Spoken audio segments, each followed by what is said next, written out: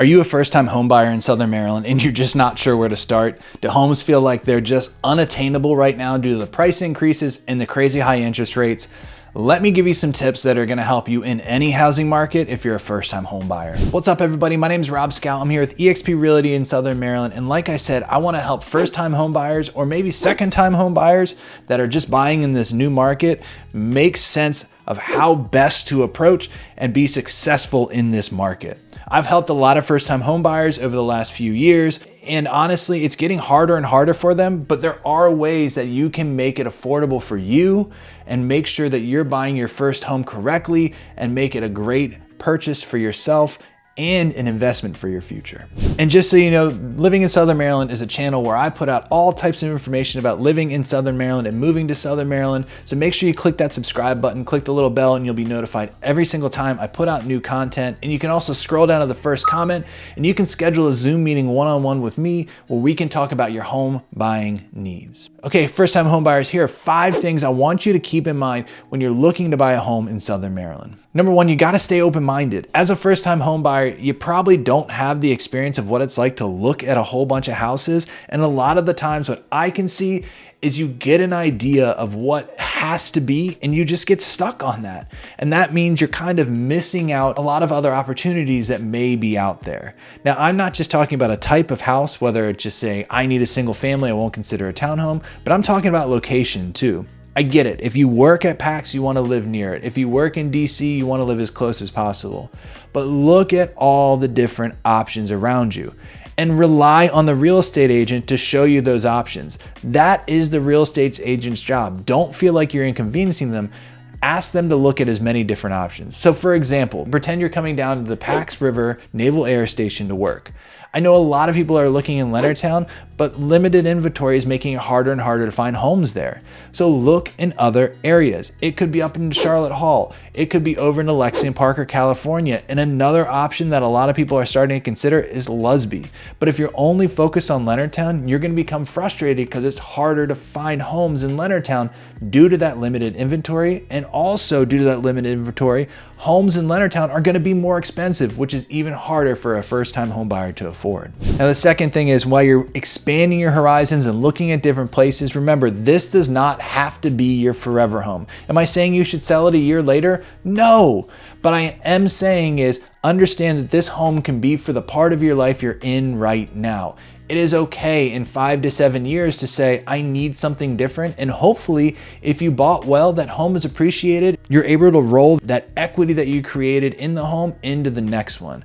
Here's a little personal story of how my wife and I ended up in a waterfront home down here in St. Mary's County. We bought our first home together, and when we bought it, we felt like it was expensive then. We kind of felt like we got a good deal, but we still overpaid a little bit. That home appreciated enough for us to put money into a home on St. George Island, and then that home appreciated enough, and so we could put enough money down to buy our home on the water right now. It is 100% because of the fact that we started buying houses and depended on the equity for the next home there. If we just waited until we had enough money to buy this waterfront home that we're at right now, there is no way we would be able to be where we are today. The power of equity, the power of homes appreciating over time made it so we can be where we want to be today, 100%. So don't think of that first home as your forever home. Think of it as that step towards your forever home. Think of it as that step that you're gonna make to make sure you can get to that place you ultimately wanna be.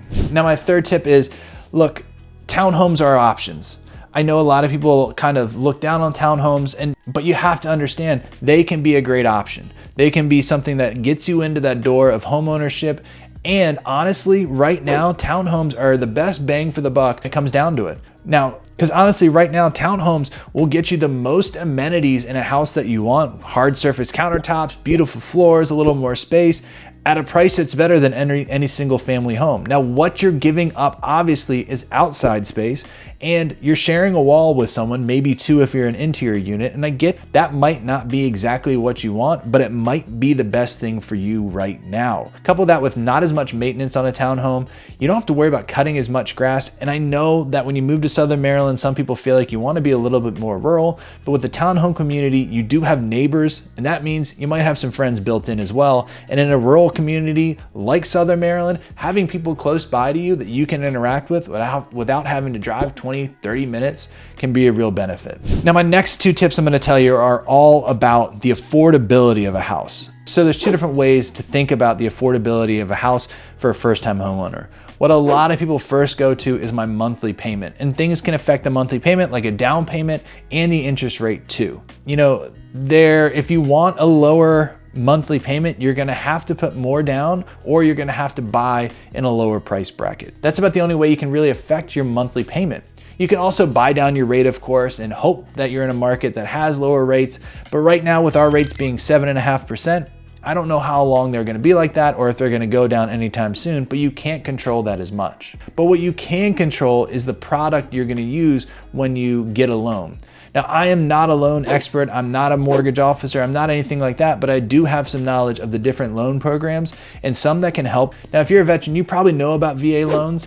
They are great for people that are first-time home buyers because of the low down payment options they have. USDA loans, which are loans for areas that are considered rural by the USDA, they can be great as well. You do have to fall under a certain income limit, but you can get a 100% loan, meaning no down payment, none, on these USDA loans. And they're also, of course, FHA loans. Now, FHA loans are as low as 3.5% down of the purchase price, and that can be a huge saving, especially for a first-time home buyer who may have not saved enough up for that 5, 10, or even 20% down. So don't be afraid of asking questions about which loan product works for you, and really get that myth out of your head that 20% is needed for a down payment. Yes, 20% down is great, and it can get you a lower monthly payment.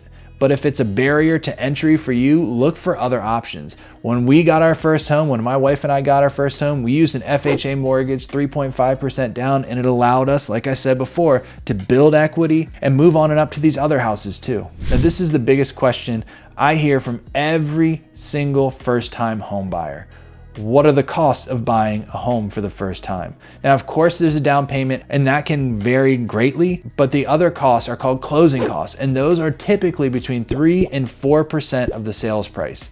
Now, for the most part right now, the commission of your agent that you're using, your buyer agent, can be paid for by the seller's agent. And what happens is the seller of a home agrees to offer some sort of commission for the buyer's agent services. Now, that is not a guarantee.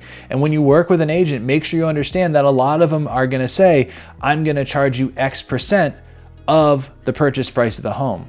So for the most part right now, you most likely are gonna have that X% that the buyer is asking paid for by the seller. But if the seller is not offering a commission, that may be on you to pay your buyer's agent. So make sure you read that buyer agreement really carefully so you understand that not only on top of your down payment you might need and the closing costs you might need, you might be paying your buyer agent as well if the seller of the home you're looking at is not paying them. So look, there's so much more a first-time home buyer should know about buying a home in Southern Maryland, but to be honest, it really is a personal case-by-case thing that I'd be happy to talk to you about. So if you're a first-time home buyer or just really new to the home buying process, use that contact information below. Call me, text me, and I'd be happy to help you really educate you on this home buying process. You can also scroll down to the first comment, click on the link, and schedule a Zoom meeting one-on-one with me where we can talk about your home buying needs. Look, I really appreciate you watching this video. Hope to see you on the next one.